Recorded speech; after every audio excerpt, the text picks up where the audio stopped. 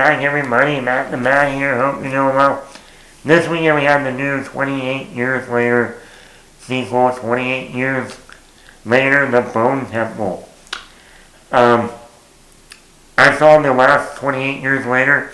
I'll put up that review at the end of this video. I enjoyed that film.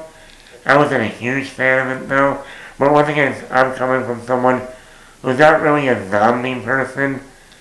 I don't really watch that many zombie movies. I watched some of The Walking Dead in the earlier seasons. I've seen 28 Days Later. I've seen 28 Weeks Later. I saw World War Z when it came out. Other than that, I'm not a zombie guy. Not my thing. But I do like horror, so... And I thought the last one was pretty good. Really good cinematography, acting by Aaron Taylor Johnson, Ray Fiennes, Jodie Comer.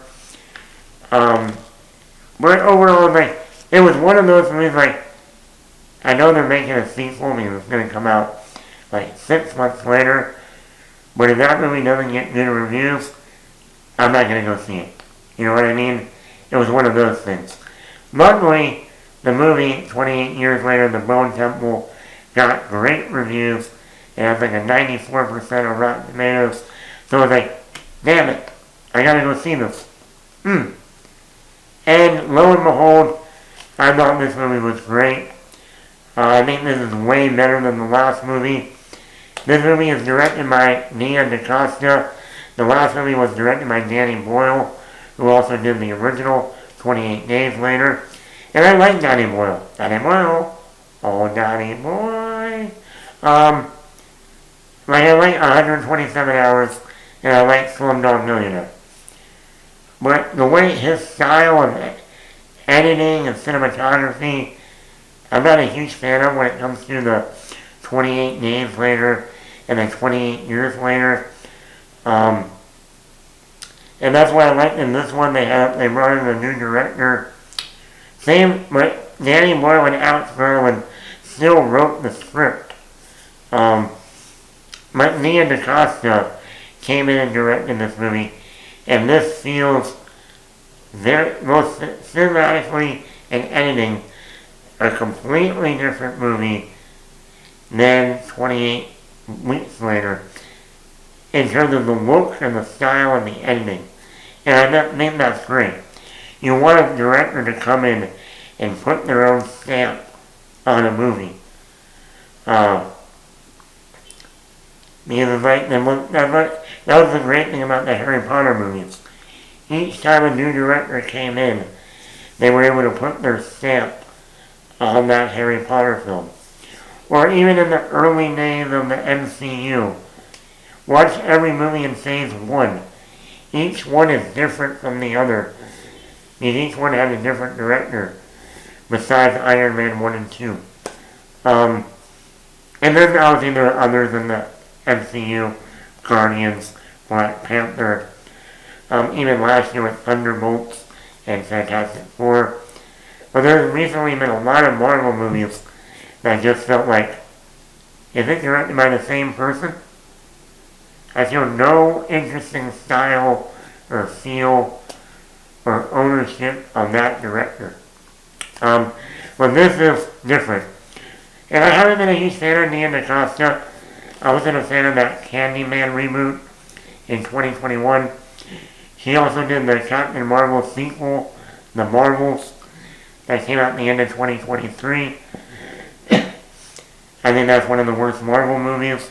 So I was going into this also being a little bit, they got the director of the last two movies I wasn't a fan of. But she does a great job here.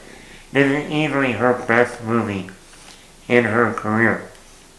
Also, Ray Fiennes, one thing I was a little bit disappointed in the last movie, we did not get enough Ray Fiennes.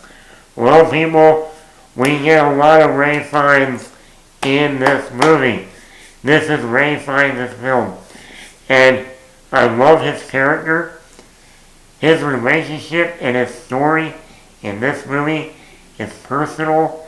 It's a great character arc for his character. His relationship with the zombie or infected Samson is amazing in here.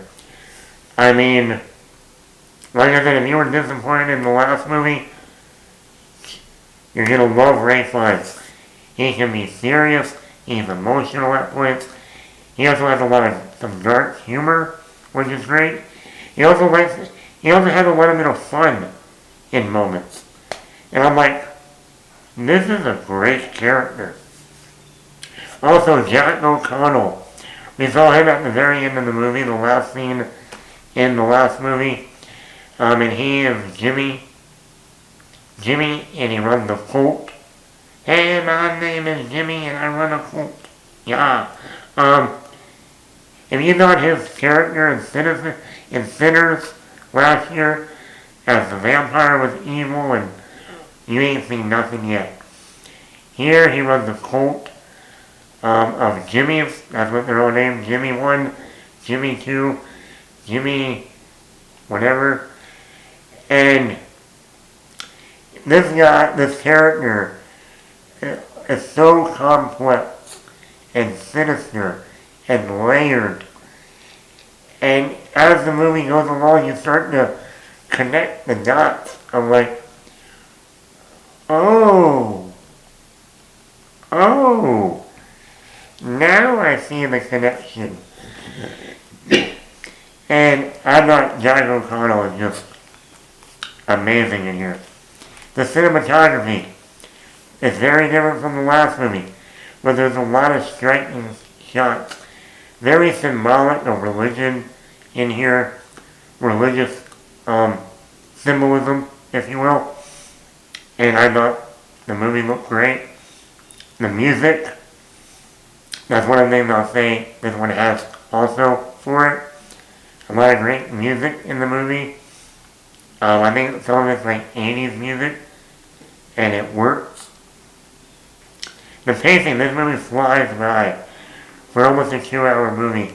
It's shorter than the last movie, but between going from the Ray Fiennes story to the Jack O'Connell Spike story, it's just back and forth, and it never lets up. My favorite moments, Jack O'Connell, Jimmy, is talking to his Jimmy cult, and he's saying, hey, we're gonna go see old Nick. Because Jack O'Connell thinks old Nick is Ray Fiennes, Satan. He worships Satan. And he thinks Ray Fiennes is Satan.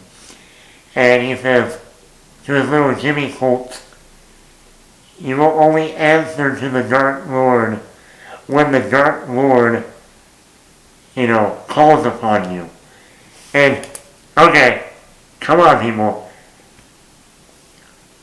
I was in the theater losing my mind, cheering, laughing. And there was no one else in the theater, I don't think, got the reference. Because I'm like, Jack O'Connell just referenced Ray Fiennes as the Dark Lord. Harry Potter, Voldemort, the Dark Lord, Lord Voldemort. I was like, that had to be a Harry Potter reference. My negatives with the movie, though. One of the main great things about the last movie was the kid, Spike. We were watching that movie through his eyes. He was our point of view. He was our main character. Here in Bone Temple, Spike is in the movie the whole movie. But the movie really isn't about Spike in this one. Like I said, it's more about Ray Fiennes. It's more about Jack O'Connell. It's like that comparison that people say, like, The Dark Knight. Yes, Batman is in the movie, but when you got Two-Face and Joker, those are like the two, heavy hitters. In this movie, Spike is still technically our main character, but our heavy hitters are Ray Fiennes and Jack O'Connell. I wish they spent more time with Spike, where he is emotionally after the events of the last movie. We knew a little bit of that, but not enough. And then there's a woman in this movie that we see that's pregnant, and she gets away from the Jimmy cult, and we don't see her the rest of the movie. And this is like in the first act or whatever. And maybe they'll bring that up in the third film, but I thought that was very odd that we never see her again the rest of the movie. Overall, I would give this movie a 4.9 out of 5. It's crazy to think we're in January and we already got one of the best movies possibly of the year. But that's happened before. Taken 1, Split, The Gray, all came out in January of their respective years, and this is no different. So let me know in the comments below, did you see 28 years later, The Bone Temple? Are you a fan of this franchise? Do you want to see the third one in this new planned trilogy? And I was just saying, the way this movie ends, I want that sequel now. But let me know in the comments below, Matt the Mac. Hit that like button, hit that subscribe button.